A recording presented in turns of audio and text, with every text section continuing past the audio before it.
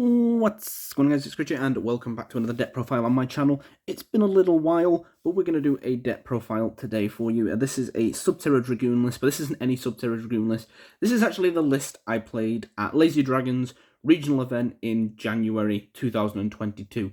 This was played with the ban list that isn't in play yet.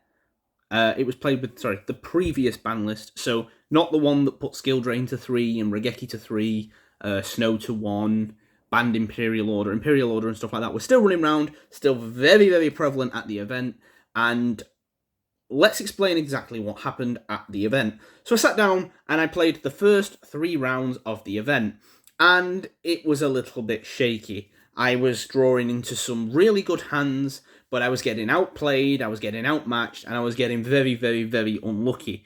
I flawlessly won round 1. Round 2, I misplayed quite badly and lost.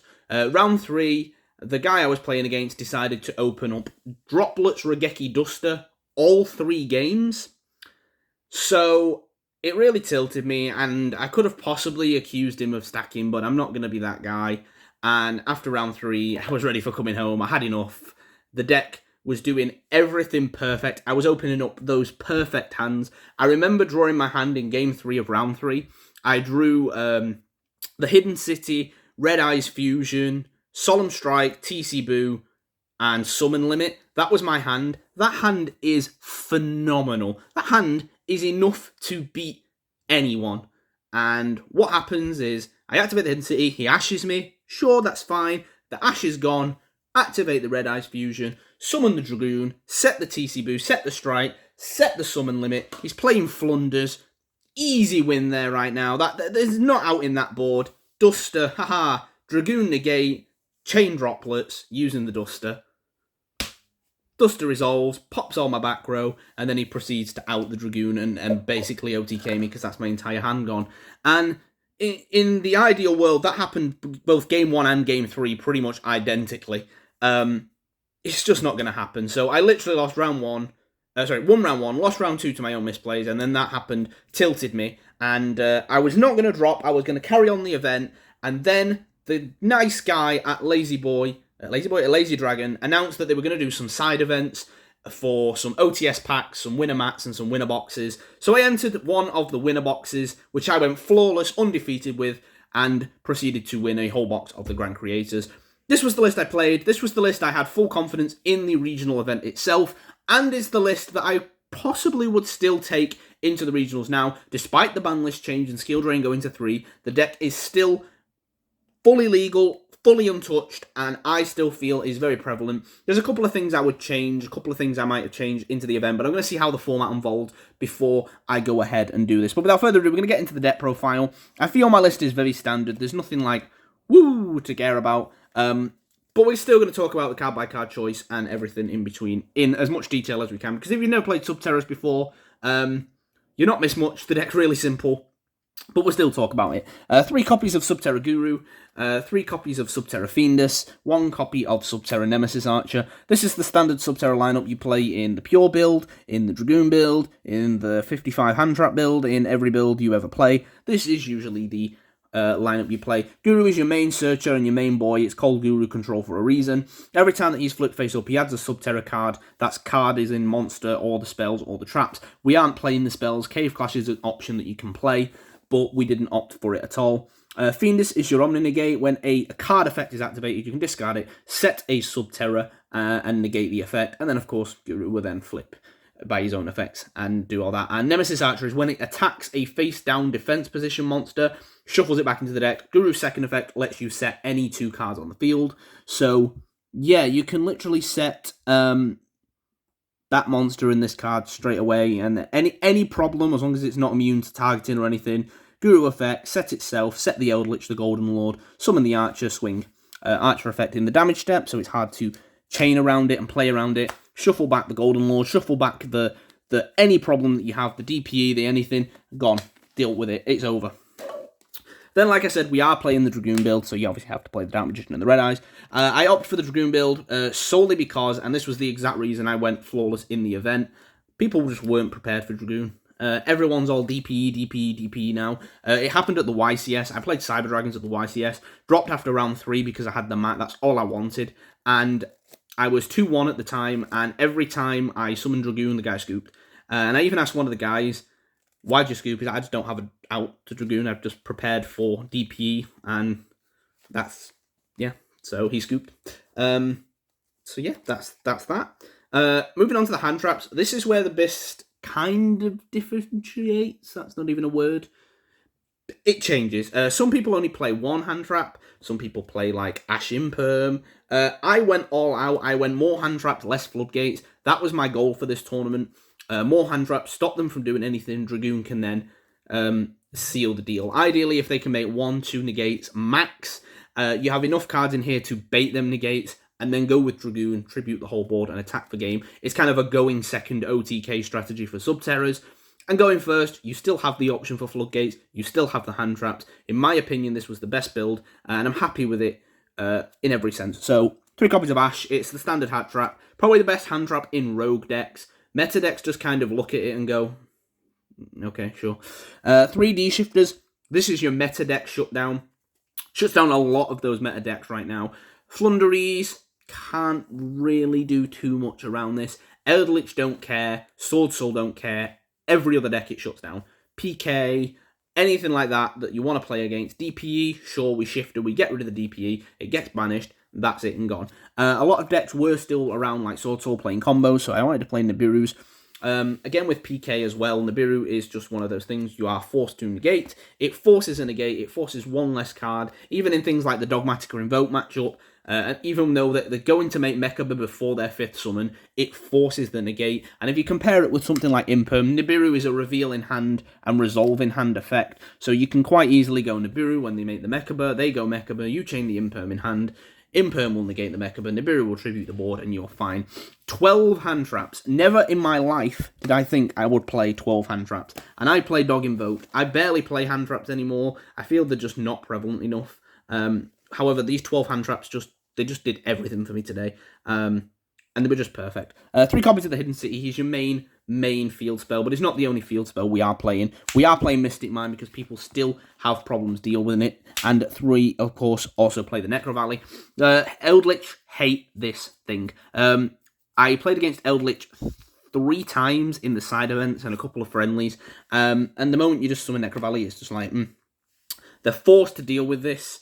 And if they can't deal with it, or you have the negates to keep it up and running, it's just another thing they have to deal with. Necro Valley Dragoon is enough to make most people scoop in this game, and it isn't even that hard to get to, especially when you're playing 2 ways to search them, set rotation and the terraforming as well. Just gets you to any of it. Usually when I play set rotation, I give them the Necro Valley. Sometimes if I need the Mystic Mine or the Necro Valley, I'll just give them the Hidden Sea because they ain't doing anything with it. And then obviously 3 Red Eyes Fusion and 3 Pot of Prosperity. Pot of Prosperity versus Pot of Extrav. Here is my rulings for this. If you're playing 2 engines in a deck, you play Prosperity because Prosperity gets you to your 2nd engine. So if you're playing Dogmatic or Invoked, you play Prosperity. If you're playing Subterror Dragoon, you play Prosperity. If you're playing Pure Invoked, you should play Extrav. If you're playing Pure Subterror, you should play Extrav. That's kind of how I rule it. If you're playing 2 or more engines in a deck, even now with things like Brave splashed into every deck, I would still say Prosperity over Extrav in some of those decks as well. Moving on to the traps, like I said, I really cut down on the floodgates. These are the only floodgates we played. 3 TC Boo, 2 Summon Limit. TC Boo, arguably the best card of the format. It shuts down Sword Soul. It shuts down pretty much everyone bar Invoked. Eldritch can deal with it, but it becomes like even more of a grind game, and they want to grind, but not that much. Yeah, and then Summon Limit is the best card in the format, in my opinion. Every deck summoning more than twice. It makes the Eldritch matchup when they want to go struggle. It makes Sword Soul, they go, effect, summon itself, summon a token, Summon Limit, done. That's it, you can't do anything, they can't synchro, they can't do nothing. There's no way around it. They go Tenyi, Monk, Summon Limit, done. That's it, can't do anything unless they have the out to the Summon Limit right there and then. Even PK, like, they get to 2 level 3s, Summon Limit done, they can't make Cherubini, they can't get any extenders, they can't set up for the following turn. and then you're free to just go dragoon whenever you want. The last traps we sort of played was the 3 Solemn Strikes. Solemn Strikes, just really good. There's a couple of decks in this format, like Prankids and stuff. Flundy's another one. You stop the normal and they don't do much. And then the last 2 traps we played was Final Battle and Metaverse. Just one of each. I've seen so many lists prior to this playing 1 Final Battle. Really couldn't get my head around it. I've always been a 2, sometimes even 3 person. But the 1 Final Battle is actually perfectly fine. There was one game against Eldritch, which went into time where we both ran out of resources. I managed to grind him out to where he had no Eldritch cards to search, and he managed to grind me out to where Guru couldn't search anything. He'd already banished my Final Battle, he'd already gone through 3 Fienduses, and because of that alone, I think the only things I would change in here is I would probably maybe play Cave Clash. I go back and forward with the card, but yeah, it probably would have come in clutch, especially in the grindier matchups, which I feel going into the next format, we're going to be playing more grindier matchups. We're going to do side deck first. 3 Token Collector. It's for Sword Soul, solely because I felt with 3 Super Polys, I had an answer to every deck except Sword Soul. This is why we've done the side deck first, because our extra deck is all targets for Super Poly, as well as a few other things. Yeah, I felt I had an answer to everything with the Super Polys. I sat talking to one of my friends about all the matchups and their board that they end on and what we can do in order to super poly them. And we pretty much had an answer for everything except Sword Soul. So I just wanted the 3 Token Collectors to deal with the Sword Souls as well. These were this kind of strategy of making an extra deck where, side deck, where you look at the matchup, you think what's going to out it, you're going to see what outs most things, then have a side for other things, and then going with just generic stuff for the rest of the side deck is pretty good. 2 Waking the Dragon, and I triggered this so many times. It's going to be summoning the Last Warrior. People can't deal with it. It's going to be summoning the Courier Exterior in that Eldritch matchup, which again won me a game. 3 Evenly. 3 Twin Twisters, 1 Lightning Storm. Really felt like Eldritch was going to be prevalent in this matchup, solely because Skill Drain went to 3. Despite not being at that list, I felt people were going to be trying to test it in preparation for it, just to see how it held in the matchup anyway. Without that, we're going to go into the extra deck, and then that's going to be me wrapped up. 1 Relinquished Anima, 1 Link Karibo, 1 Striker Dragon. These are all here. These are your Link 1s. They're all just sort of helpful things to help you make your Link 2s, which is just simply Verte and Phoenix. Striker Dragon is a part of the standard Dragoon combo, where Guru flips to search Fiendus.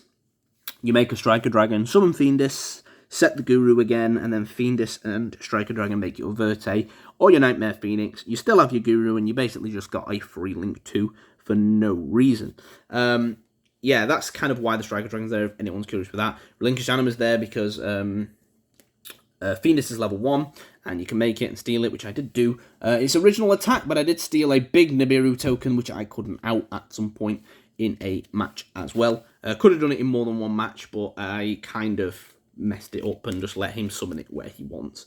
2 Elder Entity Ints. This was for the Invoked matchup. Felt we always had an out for the Invoked matchup in terms of Super Poly as well, but when they go first and they go Maximus and then they send 2 and you double Ints, target the Mechaba twice, they're either forced to negate 1 and still lose a card, or the Ints will both resolve and pop the Mechaba anyway, which is what you want. Once the Mechaba's gone, all you've got to deal with is a Winder, and in this deck, you don't care about a Winder. That's when you're going blind second in that round 1, game 1 match. It's a free steal at that point, because theirs is still going to end on like Ecclesia Winder with maybe Fleur de Lis in hand.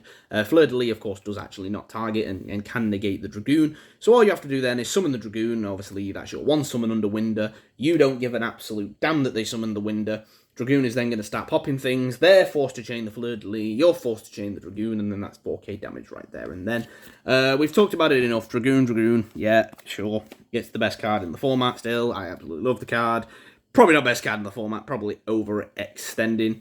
We've talked about our Waking the Dragon turrets, and the Courier Exterior on the Last Warrior. This is for the heavy matchups like Sky Strikers and Eldritch. This is for just about everything else.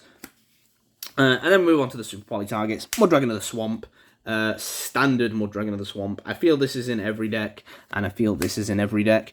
These are like your 2 go-to Super Poly targets. We then also played Dragus Depelio. This was here in case we came up against DPE, which, thinking about it now, no one summoned a DPE against me, so big shock. Construct here for the Invoke matchup, and the Drago Necro is here for the Eldritch matchup as well. Yeah, that was literally it. That's the whole extra deck, the whole side deck, the whole shebang.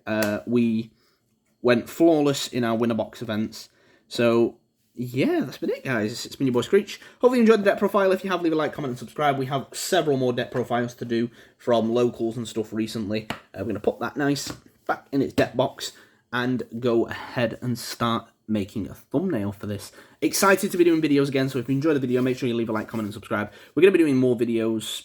I'm probably going to try and go weekly again. I tried to do too much at once, and my computer couldn't handle it. And then we had to take a long break because my computer was just dead and I had to reinstall programs and it wasn't reinstalling and I just lost all motivation. But that's enough about me. Hopefully you enjoyed the video. It's been your boy Screech, guys. Peace.